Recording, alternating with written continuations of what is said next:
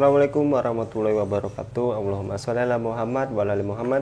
Para pemirsa Khilafah News yang dirahmati Allah, alhamdulillah kita berjumpa kembali dengan program kesayangan kita, yakni Kabar Petang. Kita akan membahas tema-tema terkini dengan narasumber yang terpercaya, tentunya dari sudut pandang Islam. Inilah Kabar Petang selengkapnya.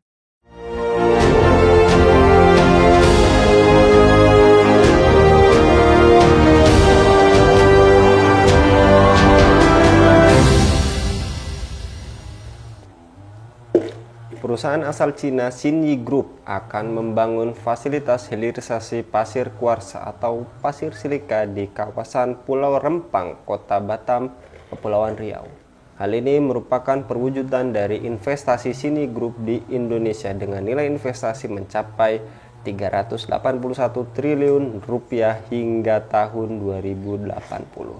Rencana investasi Xinyi Group ini sebelumnya diungkapkan oleh Menteri Investasi atau Kepala Badan Koordinasi Penanaman Modal atau BKPM Bahlil Lahadalia. Bahlil pun telah mengunjungi kantor perusahaan tersebut di Wuhu, China. Lantas seperti apa profil Xinyi Group yang investasi di Pulau Rempang, Batam? Apakah investasi tersebut bermanfaat bagi masyarakat? Tepatkah kebijakan pemerintah terkait investasi? Untuk membahasnya kami terhubung dengan Bung Ishak, ekonom dari Fakta. Kita sapa terlebih dahulu. Assalamualaikum warahmatullahi wabarakatuh, Bung Ishak. Waalaikumsalam warahmatullahi wabarakatuh, Bung Anggi. Bagaimana kabarnya, Bung Ishak? Alhamdulillah sehat. Alhamdulillah. Baik, lagi-lagi Bung Ishak, kita membahas terkait investasi Cina di Indonesia. Dan kali ini khususnya di Rempang Eco City yang menuai konflik. Dan kemudian terlebih mengenai soal bentrokan yang terjadi antara kepolisian dengan masyarakat Melayu di sana. Apakah konflik Rempang merupakan dampak langsung penerapan Omnibus Law menurut Anda, Bung Ishak? Ya, baik, terima kasih. Assalamualaikum warahmatullahi wabarakatuh. Pemirsa Kabar Petang Khilafah Channel yang dirahmati Allah Subhanahu wa taala. Jadi, iya, kalau kita tanyakan apakah ini salah satu ekses ya dari penerapan Undang-Undang Cipta Kerja, jelas ya, karena memang Undang-Undang Cipta Kerja ini salah satu filosofinya adalah bagaimana mempermudah investor asing masuk ke Indonesia ya secara mudah ya dan cepat ya. Mudah itu artinya persyaratan-persyaratan yang memang dibutuhkan untuk melindungi masyarakat, melindungi lingkungan, ya, ekosistem ya, itu dipangkas sehingga mereka tidak perlu banyak mengurus izin-izin ya dan eh, prosesnya eh, disegerakan secepat mungkin ya. Dan ini kita lihat bagaimana begitu eh, Presiden Jokowi menandatangani kesepakatan dengan Cindy ya, akhir bulan Juli itu kemudian sebulan Agustus ya eh, pemerintah itu langsung menetapkan Pulau Rempang ini sebagai program PSN ya proyek strategis nasional dan proyek strategis nasional ini kemudian diberikan berbagai macam fasilitas. Jadi sangat cepat sekali. Kemudian eh, dalam waktu sebulan juga harus clean and clear ya semua agar investor mau masuk ke sana, mereka meminta agar semua penduduk yang ada di Pulau Rempang itu dikosongkan, dan itu langsung dipenuhi oleh pemerintah. Jadi memang uh, bukti bahwa Undang-Undang Cipta Kerja ini mendukung ya atau sangat pro kepada pengusaha termasuk investor asing. Ini sudah terlihat contohnya di sini bagaimana kepentingan investor asing ya lebih diutamakan daripada kepentingan rakyat negara Indonesia sendiri gitu. Baik, Bung Ishak. Kemudian belakangan ini profil Xinyi Group banyak dicari oleh warganet. Hal ini seiring adanya pengumuman Xinyi Group berinvestasi di Pulau Rempang. Apakah investasi tersebut menguntungkan RI, Bung Ishak? Ya, saya kira belum berinvestasi saja mereka sudah merugikan masyarakat ya. Jadi sudah menimbulkan konflik dan banyak yang luka-luka dan ditahan ya. Ini menunjukkan bahwa investasi ini memang merugikan ya. Andaikan menguntungkan maka masyarakat tentu tidak akan mau akan dengan sukarela direlokasi dari wilayah. Ya, tapi yang terjadi adalah mereka tidak mau direlokasi. Berarti kan mereka merasa rugi begitu kan. Dan kalau kita bicara keuntungan kerugian investasi itu kan tidak hanya dilihat dari banyaknya pendapatan finansial yang masuk, tapi juga kenyamanan ya, kesejahteraan rakyat ya, yang menjadi pemegang kekuasaan tertinggi sesungguhnya di Indonesia ini ya. Jadi itu yang pertama. Kemudian yang kedua,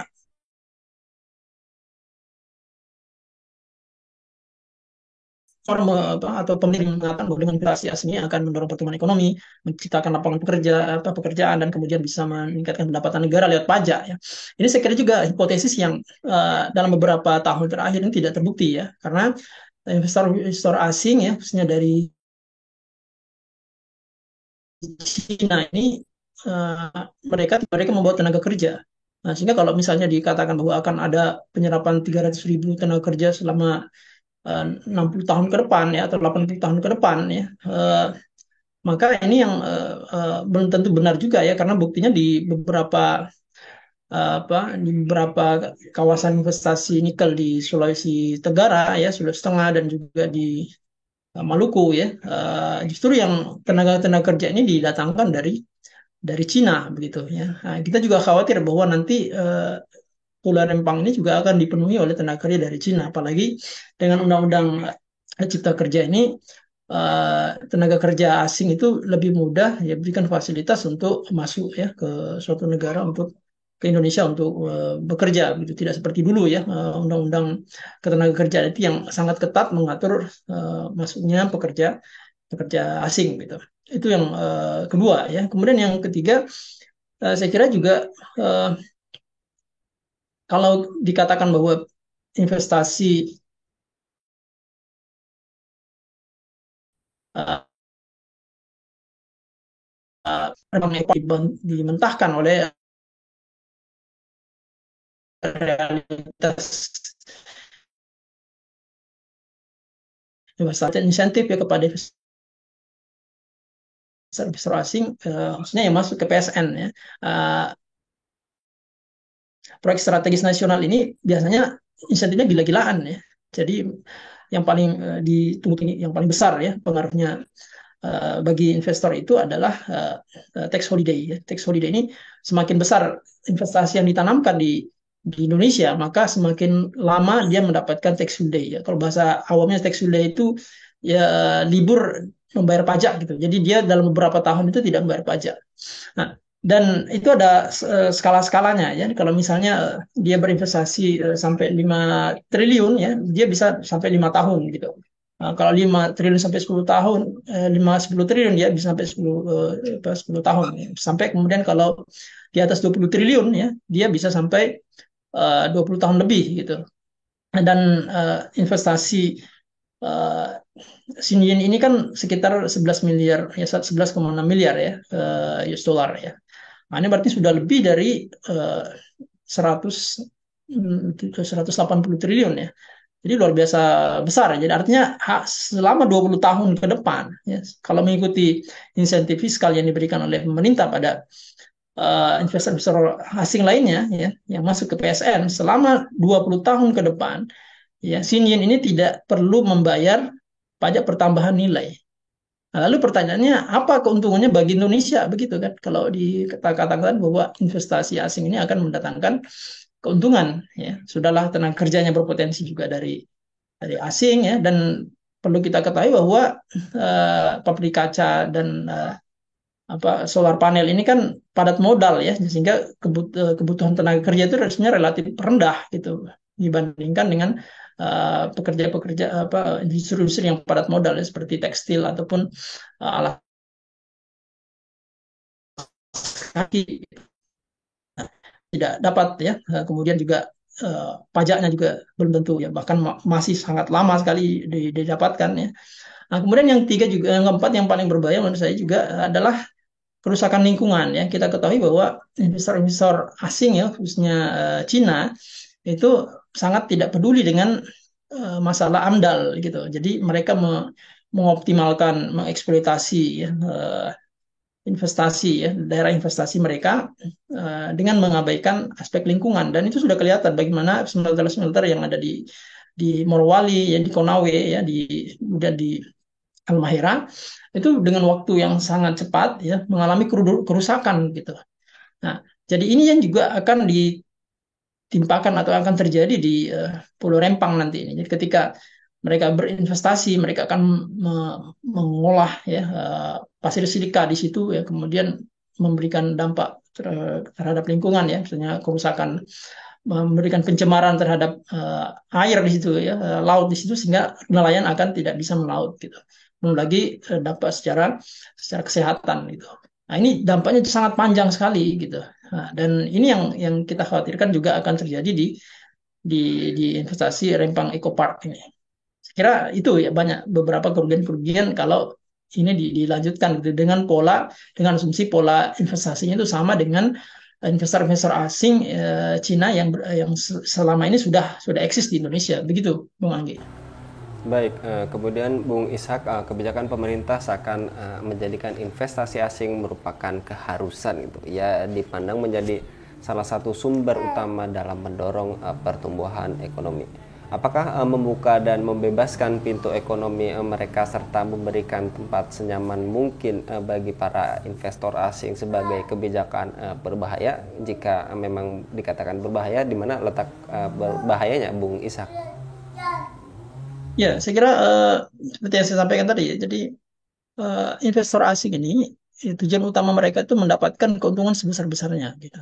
Dan mereka berupaya untuk meminimalkan kos-kos yang memang tidak perlu gitu ya. Dan investasi Cina itu dia memiliki motif yang sifatnya ideologis. Jadi tidak semata-mata mendapatkan keuntungan finansial, tapi juga bisa menggerakkan ekonomi negara itu.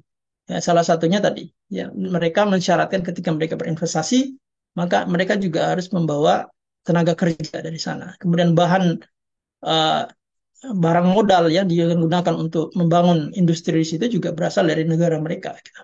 Dan hasilnya itu juga akan dijual ya, ke negara mereka dan negara-negara lain. Dan kalau menurut keterangan pemerintah kan 90% daripada hasil dari eh, Rempang Eco Park ini yang dibangun Xinji ini, yang akan Rempang Eco Park ini kan kawasan gitu industri ya. Jasanya ada Xinji ini itu 90%-nya diekspor gitu. Jadi tidak masuk ke domestik gitu. Nah, jadi itu bahayanya. Jadi sudahlah merusak ekosistem lingkungan kita, kemudian meminggirkan ya penduduk lokal yang sudah puluhan tahun mendiami, bahkan ratusan tahun mendiami tempat itu, mereka kehilangan mata pencarian, ya. Uh, Kemudian negara juga tidak mendapatkan banyak pendapatan, ya, karena uh, tadi banyak insentif yang diberikan, ya. Sehingga yang dirugikan adalah secara akumulatif adalah negara sebenarnya, masyarakat dan negara Indonesia ini. Dan yang diuntungkan adalah uh, oleh investor asing tadi gitu. Jadi itu yang kita katakan bahwa uh, investasi asing selama ini memang lebih banyak merugikan Indonesia dibandingkan menguntungkan Indonesia. Dan itu buktinya clear sekali ya. Jadi investasi nikel tadi, kemudian investasi Freeport, ya investasi migas, ya, termasuk juga mungkin investasi batu bara ya, lebih banyak yang merugikan dibandingkan menguntungkan masyarakat. Yang lebih banyak diuntungkan itu kalau bukan investor asing, ada oligarki yang terlibat di dalam investasi itu. Begitu, Bung Anggi. Baik, Bung Isa. Kemudian juga yang tadi Anda katakan, apakah investasi dan pemaksaan penguasaan ruang hidup warga Rempang ini menciptakan trauma mendalam bagi warga? Dan terakhir, apakah proyek Rempang Eco City harus ditolak, Bung Isa? Ya, saya kira pasti sampai sekarang ya, jangankan penduduk di Rempang, kita pun juga ikut merasakan sedih ya, dan sangat kasihan bagaimana saudara-saudara kita yang punya lahan yang sudah ditempati puluhan tahun ya, turun temurun di situ, punya rumah di situ, itu hak milik mereka ya, hak milik mereka, bahkan mungkin sebelum negara ini berdiri mereka sudah di situ.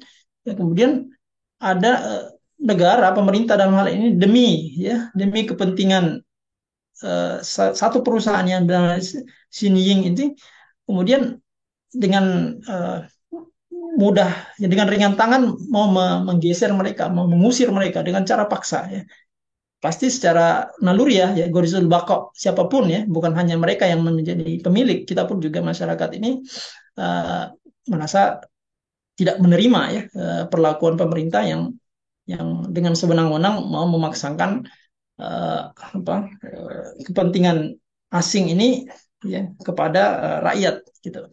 Ini apa bedanya dengan penjajah gitu. Jadi penjajah itu datang ke negara kita menjajah warga negara, mengeksploitasi mereka, mengambil kekayaan alam mereka dan tidak menyisakan apa-apa bagi penduduknya. Nah, ini juga kalau ini dilanjutkan kalau ini dilanjutkan maka cara-cara yang ditempuh pemerintah itu akan mirip dengan cara-cara penjajah gitu. Jadi mereka bekerja untuk kepentingan asing dan menginjak-injak kepentingan warga negaranya sendiri. Dan kalau sudah seperti ini maka tentunya harus ditolak gitu. Cara-cara yang tidak manusiawi ya. Tujuan tujuan kita hidup ini kan eh, adalah beribadah kepada Allah Subhanahu wa taala dengan sebaik-baiknya dan kemudian kita mendapatkan kesejahteraan ya dari sisi ekonomi dan kemudian kenyamanan ya keamanan ya. Dan kalau negara ya yang seharusnya bertugas untuk melakukan itu tidak menjalankan perannya ya malah lebih pro kepada kepentingan asing maka untuk apa negara itu hadir untuk apa pemerintah itu eksis gitu.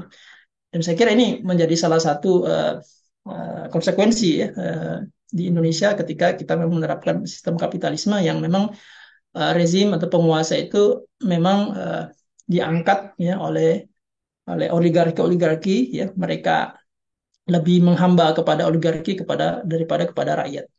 Dan sudah saatnya memang kita harus melakukan perubahan bagaimana agar kekuasaan itu tidak berada di tangan orang-orang yang tadi ya orang-orang yang pro kepada oligarki kepada investor asing tapi pro kepada rakyat dan pro kepada pelaksanaan syariat Islam itu sendiri. Mungkin begitu Bung Anggi. Ya, baik. Jazakallah Bung Ishak untuk kesempatannya kali ini. Mudah-mudahan kita senantiasa tadi mendengarkan apa yang disampaikan Bung Ishak. Yuk kita sama-sama mendukung pemimpin yang menerapkan syariat Islam ini demi terwujudnya kemaslahatan dan kesejahteraan. Jazakallah Bung Ishak kesempatannya pada kabar petang kali ini. Mudah-mudahan Bung Ishak senantiasa dilindungi oleh Allah Subhanahu wa taala dalam setiap aktivitasnya. Ya, sama-sama. Demikian pemirsa Khilafah News yang dirahmati Allah. Jangan lupa untuk subscribe, share, dan like sebanyak-banyaknya. Semoga menjadi amal kebaikan bagi kita semua di dunia dan di akhirat nanti. Saya Anggi Suharnadi undur diri. Wassalamualaikum warahmatullahi wabarakatuh.